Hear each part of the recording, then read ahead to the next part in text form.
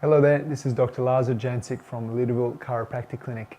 This month we're talking about weight gain and all the different factors which can contribute to gaining weight.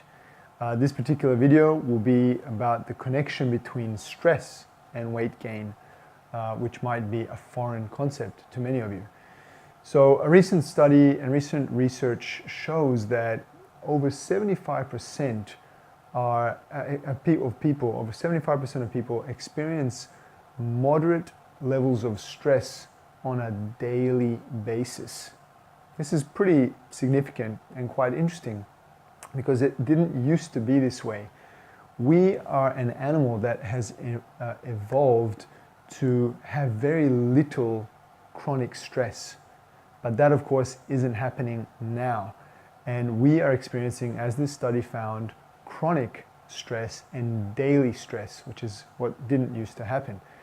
So because of our evolutionary adaptation, we have no defenses against chronic stress, and it creates chaos in our body. So our brain, this is quite an important concept, our brain does not know the difference between a thought and reality. So the reason a lot of people are stressed these days is because stress, the kind of things that we stress about are usually things that have happened and things that we are worried about happening. But usually it's in the past or the future. Usually the present moment is pretty stress-free if you're truly in this moment. So because our brain doesn't know the difference between a thought and reality, you just thinking about something worrisome or troublesome in the past or things to come, or even just at the traffic lights, some traffic incident or disagreement or something like that, if you dwell on it, anytime you are thinking about something stressful, your physiology will immediately respond as if it's happening because the brain thinks it's really happening. So this is a big problem, and in a second I'm going to talk about what happens physiologically when you start to activate some of these stress hormones. So when we are stressed, we enter this state called fight or flight. It is a stress response, and the whole purpose of our stress response is to survive a potentially life-threatening encounter. And again, back to our evolutionary ancestry, we would often, when we would encounter stressful situations, it was usually something life-threatening. And so we evolved with this ability to survive those life-threatening situations. And that's where this term fight or flight comes from. Because if it was a hungry bear, we would either have to fight the hungry bear or flight, run away as fast as we could. But either way, our body had to prepare us for instant available energy to fight or flight. And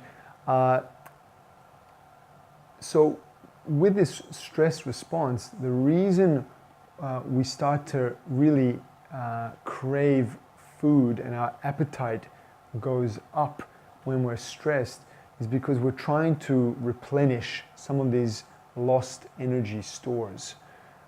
Also, the stress hormones themselves that are released in the stress response are made out of sugar and fat, particularly cholesterol.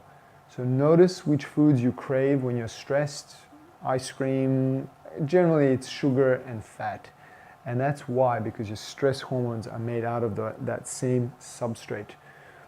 The problem is these days we have so much processed food available, very high calorie foods, sugars and fats, and processed sugars and fats, whereas back in hunter-gatherer times we would have fruits and natural fats only available.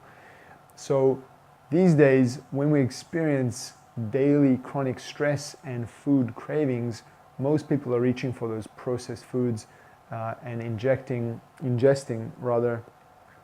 more and more calories.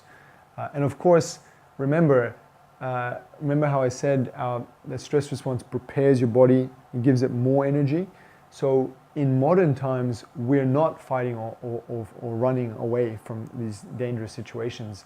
We're not actually using that substrate.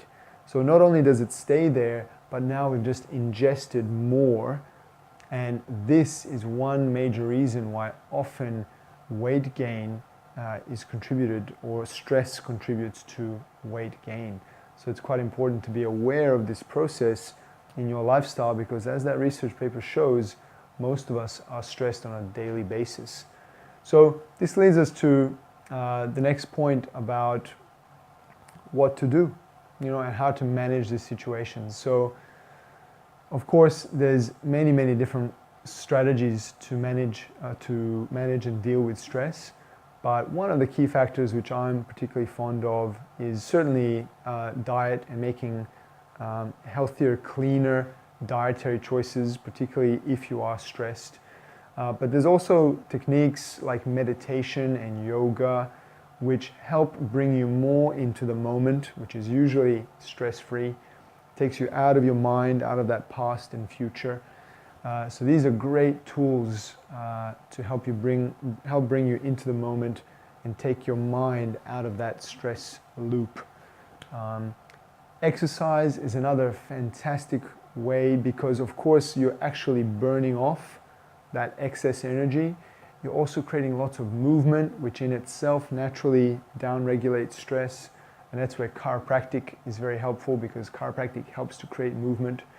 But they are the key areas that you really need to focus on in order to reduce stress. Exercise, yoga, meditation, and of course chiropractic. So I hope you found this video helpful. Please feel free to leave any comments or questions. And until next time, this is Dr. Lazar Jancic.